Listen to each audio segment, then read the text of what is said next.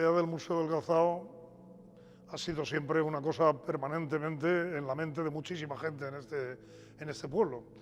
De hecho, si miramos las hemerotecas, pues vemos que desde los años 50, 1950, pues han estado reivindicándolo pues desde la antigua formación profesional sindical, pasando por la propia Feria del Calzado en los primeros años, y el sector zapatero, las asociaciones, los empresarios, pues permanentemente reclamando, y sobre todo Alberto Navarro, a través del Valle de Elda, que era una constante y machacona llamada que se crease un Museo del Calzado. Pues yo jamás pensé el colaborar o el empezar a unir cosas o a recoger cosas para hacer un museo. Lo que pasa es que coincidieron muchas casualidades.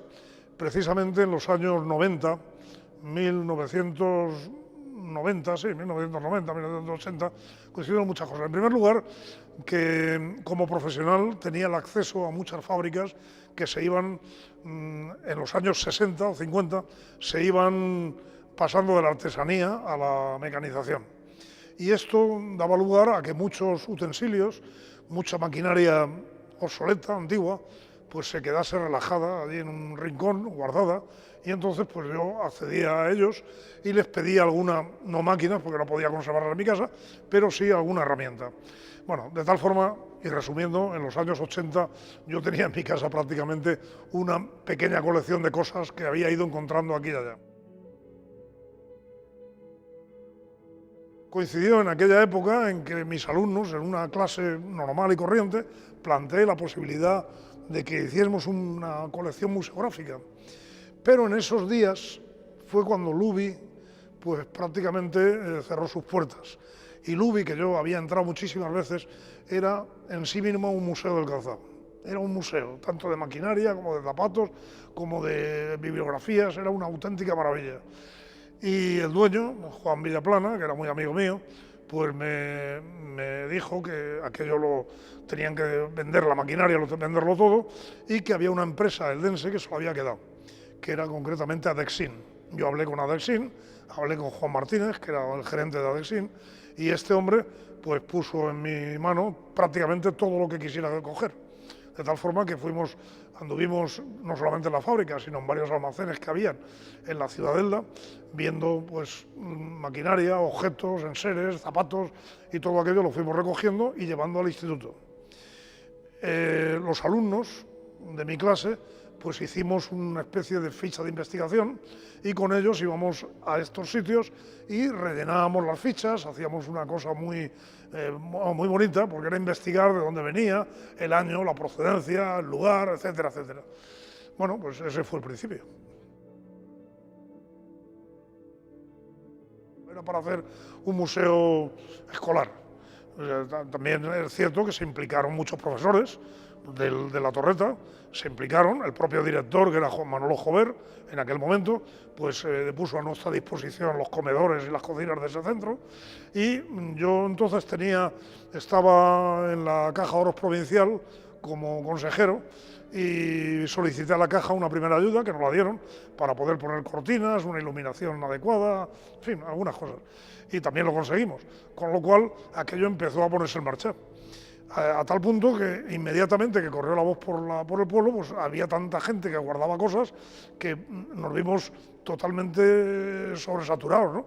La cantidad de objetos, de zapatos, de enseres, de maquinaria que nos daban, que aquello vimos que pasaba mucho más que lo que era una colección museográfica.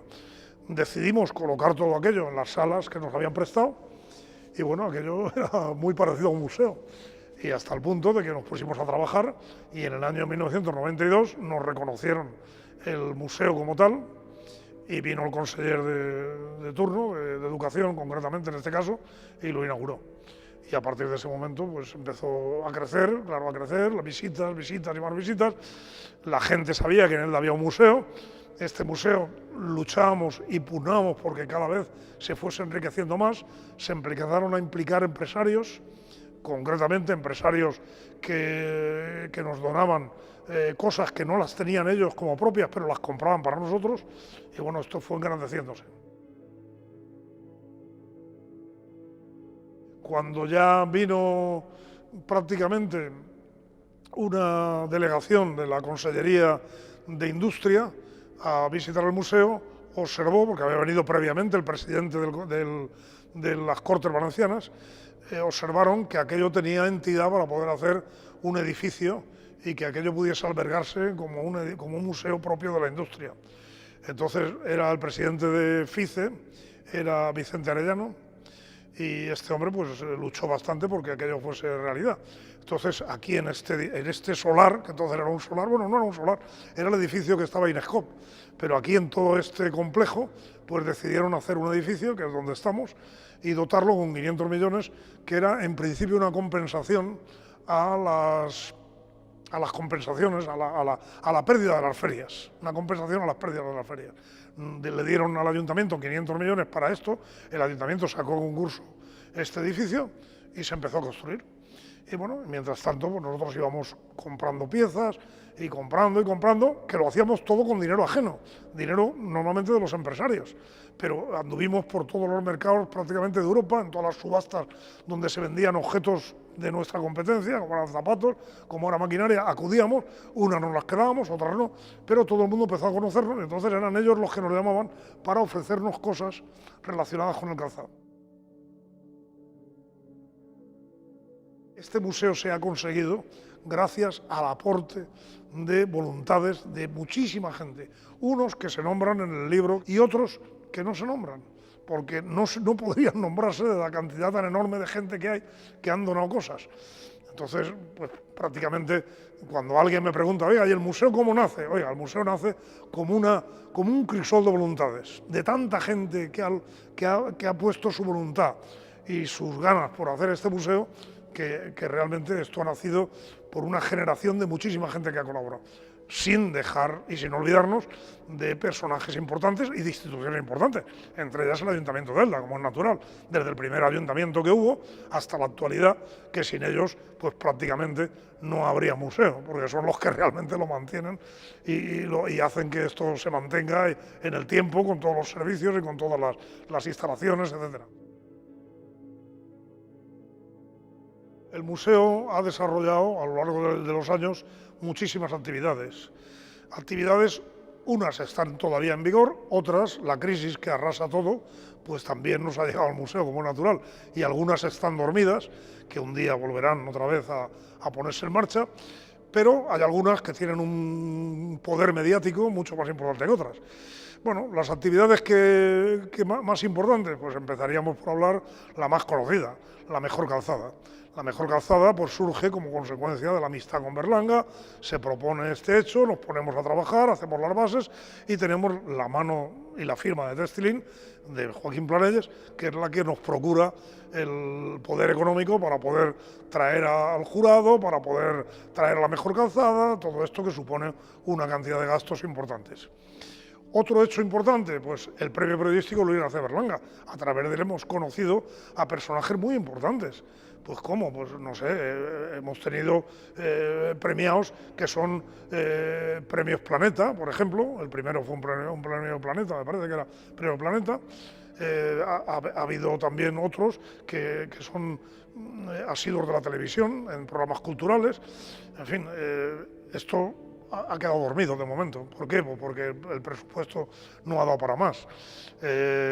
Textilín se retira con los años, pues ahora prácticamente todo esto lo mantiene el ayuntamiento.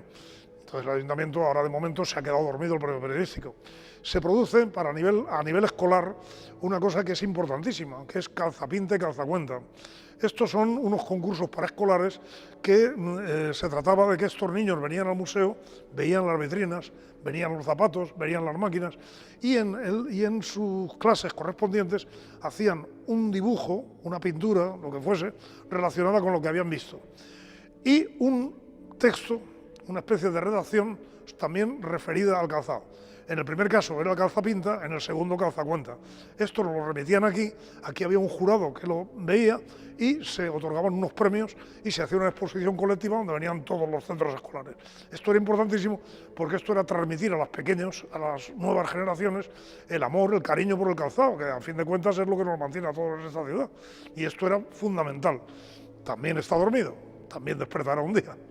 Después, otra de las cosas también muy importantes es la revista Calzarte, una revista de una calidad extraordinaria que se hacía 2 veces al año coincidiendo con las ferias de moda calzado, se presentaban allí incluso y se repartían de forma gratuita, con lo cual todo el mundo en el sector zapatero sabía de nuestro museo y sabía de nuestras actividades.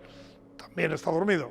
Un día se volverá, supongo, a poner en marcha.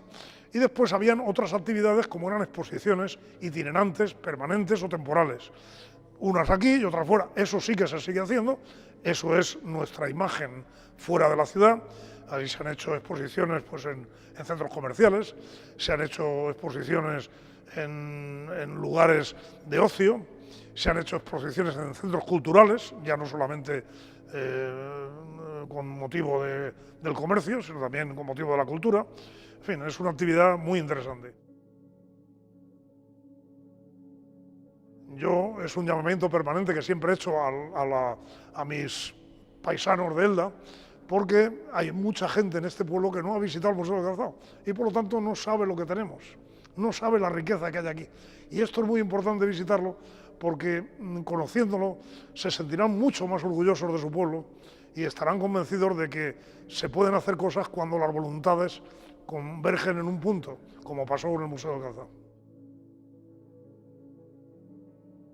A base de ir visitando anticuarios, pues todo esto fue creciendo y creciendo. Y cuando estuve en Villébano, en el Museo de Villébano en los años 70, me quedé impresionado, porque era un museo hecho y una maravilla, una auténtica maravilla. Yo entonces ni pensaba hacer ningún museo en Elda, como es natural, pero me vine impresionado. Bueno, pues cuando han pasado los años, en el año 2002, 2003, no recuerdo, volví a Villébano con otro motivo, y fui a visitar este museo y me pareció una auténtica... estaba igual, mientras que nosotros teníamos un museo impresionante. Es cierto que ese museo tenía una antigüedad enorme dentro de sus salas, habían zapatos que ojalá los tuviésemos nosotros, pero como museo, como diversificación de actividades, como un elemento, no sé, activo, se había quedado nulo. Entonces invité a los directores de este museo, al director de este museo y a las personas que estaban en el patronato de esa fundación, que también es una fundación, los invité a que viniesen aquí y vinieron. Cuando vinieron aquí, vieron esto, se quedaron impresionados, ellos mismos se echaban la culpa. Decían, claro, si es que nosotros teníamos que haber nombrado al director aquel que teníamos, que tal, que lo dejó parado, ellos mismos se echaban... Bueno, este museo lo ha superado con creces. También es cierto que hay museos en el mundo que son una maravilla, una auténtica maravilla. Yo los he visitado casi todos. Y hay museos que ojalá pudiésemos tener alguna vez una 10ª parte de lo que estos tienen. Uno de esos es el Museo de Bata, el Museo de Bali, por decir alguno, el Museo Ferragamo, el Museo de Vivier en Francia, y después en México hay un museo que es el Borceguí, que yo he colaborado con ellos para hacer ese museo, pero ese museo invierte barbaridades todos los años, invierte económicamente en la compra de muchas cosas, hace unas grandes compras de zapatos, no de maquinaria, porque maquinaria no tienen, pero de zapatos, de utensilios, constante y permanentemente, cosa que nosotros ahora mismo, con la crisis que tenemos, pues la verdad es que no estamos comprando mucho, la verdad es que no, digamos que no compramos casi nada, pero este museo sigue creciendo y es un museo que también merece la pena visitar y ver, y está también a una altura muy importante. Pero a pesar de todo, a pesar de nuestra situación económica, a pesar de nuestro pequeño parón debido precisamente a la crisis y tal, tengo que asegurar que la diversidad que tiene este museo no la tiene ninguno de los que yo conozco. Entonces tenemos que estar satisfechos y orgullosos de lo que tenemos. Tiene un porqué, ¿no? Normalmente hay, como he dicho, tanta gente que nos ha ayudado y ha colaborado con este museo, que es imposible poderlos nombrar a todos, ni siquiera podernos dirigir a todos. Entonces yo tenía un deber moral con la ciudad, el tener que explicar cómo se hizo este museo, el que la gente supiese que este museo no es obra de una persona, como muchos creen. Muchos me dicen, hombre, es que tú has hecho el museo. No, el museo no es obra de una persona no hubiese sido capaz jamás de hacer un museo. Ese museo, como he dicho, es el crisol de muchas voluntades, de mucha gente que ha colaborado. En una orquesta hay un director que es el que mueve la batuta, pero sin músicos la orquesta no pita, la orquesta no toca. Entonces, a mí, por las circunstancias que fuesen, pues me tocó llevar esa batuta. Pero realmente los músicos, por decirlo de alguna forma, y buscar el símil, son la cantidad de personas, cientos de personas, que han colaborado para que este museo sea hoy lo que es. Entonces ese era el primer deber moral que yo tenía, el agradecer y el aclarar que este museo nadie debe atribuirlo a una persona, sino a un colectivo importantísimo, y que ahí está, primer paso. El segundo punto es uno mucho más práctico, y es poder explicar, leyéndolo, cómo está formado este museo y quién lo ha formado. Por ejemplo, voy a poner un ejemplo. Dentro de 20, 30 años, probablemente nadie se acuerde quién es García Berlanga, nada más que como director de cine. Pero nadie lo relaciona con el museo, porque han pasado muchos años, la historia. Bueno, pues las aportaciones que tuve de Isidro Aguado, por ejemplo, de la Sala de Ormas, que aquí estamos en ella, quién fue Joaquín Planelles y cuáles fueron sus aportaciones, cuáles fueron las aportaciones de muchos otros que lo hicieron al principio de la... Bueno, pues esto es un tema de tipo práctico. Yo estoy vinculado al museo permanentemente. En primer lugar, porque tuve el honor de recibir precisamente el nombramiento de director honorífico. El último patronato que hubo pues me concedió esto y yo estoy sumamente agradecido por ello. Y esto ya me obliga a tener que estar aquí, tal. Pero además, yo soy patrono de este museo, que fue una de las concesiones que se hizo en los estatutos de la Fundación. Los estatutos de la Fundación nombraron a patronos representando a distintas instituciones, ayuntamientos, cajas de ahorro, empresarios, asociaciones del sector, y a mí como patrono a nivel personal por haberlo iniciado. Entonces esto prácticamente me obliga a tener que estar aquí permanentemente en todos los patronatos, que lo hago con muchísimo gusto y además encantado, porque si no fuese así también estaría, aunque fuese bastante siento el no estar, por ejemplo, en los jurados de la mejor calzada o del premio periodístico Luis García Berlanga, el día que se ponga. ¿Por qué? Pues porque de ahí me fui voluntariamente y ya no he vuelto. Pero me hubiese gustado en algún momento pues estar ahí y decir alguna cosa. Bueno, pues esta es mi vinculación y así va a seguir siendo. Cuando me jubilo profesionalmente, digamos, llega mi edad, entonces presento la renuncia a la dirección del museo y me marcho. Me marcho con dolor de corazón, porque a mí me hubiese encantado estar aquí hasta que hubiese sido muy viejecito, pero las circunstancias nos apartan a todos. Además es lógico, porque aquí tenía que venir gente joven con más entusiasmo, no entusiasmo, porque entusiasmo a mí me sobra, pero con más energía, que pudiese trabajar en pro de este museo y hacerlo seguir creciendo. Me marché y entonces, a partir de ese momento, pues los anticuarios, las subastas, los subasteros, me seguían llamando, ofreciéndome zapatos. Yo le decía que ya no estaba aquí y transmitía la información al director que había. De hecho, a ellos los desviaba para que llamasen por teléfono a esta casa y les ofreciesen estas cosas para ver si tenían medios económicos para poder actuar. Pero me iban ofreciendo cosas, me ofrecían otras cosas y me iban tentando, por decirlo de alguna forma, entre comillas. Una de las tentaciones fue ofrecerme un bolso que estaba firmado y dedicado por Manolete, el torero, y en la otra cara por Álvaro Domecq. Además llevaba unos dibujos hechos a plumilla que se les atribuía al torero, que parece ser que dibujaba muy bien. Aquella subasta era de un bolso dirigido a un americano, y aquello, pues la verdad es que me encapriché con esto y quise comprarla, y la compré. Empecé a crear una colección museográfica con mi mujer. Mi mujer se entusiasmó también, venían un bolsos estropeados, ella los arreglaba con un taller que medio montó allí para arreglar bolsos, y empezamos a hacer una colección museográfica que con los años ha ido ampliándose hasta el punto de que hay bolsos preciosos, porque el siglo XIX y sobre todo el XVII, XVIII y XIX, pero sobre todo el siglo XIX, los bolsos eran unos trabajos increíbles, unos bordados a base de microcristales y micrometales, de una belleza extraordinaria, y a mí aquello me entusiasmó hasta el punto de que fue una forma de quitarme un poco el gusanillo que traía de aquí. Empecé a trabajar con esto, Bueno, y hoy tenemos entre mi mujer y yo una colección museográfica que un día habrá que darle a la luz, porque la verdad es que somos ya mayores y mis hijos no la van a continuar, no veo continuación, entonces en alguna parte habrá que ponerla. No quiero decir con esto nada, pero en alguna parte habrá que ponerla. Yo, por otra parte, eso ha sido mi hobby, he invertido mis ahorros, en vez de tenerlos en un banco, en otra parte los he metido ahí. No quiero tampoco venderla, como es natural, pero sí que me gustaría que un día estuviesen expuestos al público. Por lo menos esa sería una satisfacción personal. Y nada más.